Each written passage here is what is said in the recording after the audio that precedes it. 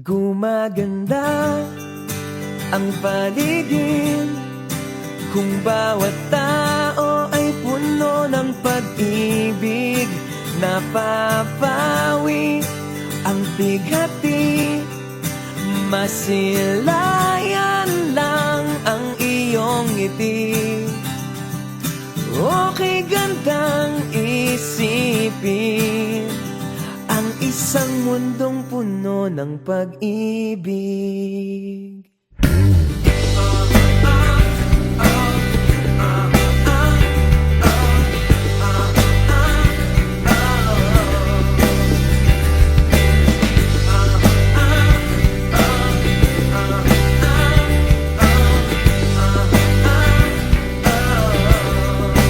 Parang isang bulaklak na kay ganda na inabot mo sa iyong sinisinta, ang iyong nilaan na pagmamahal.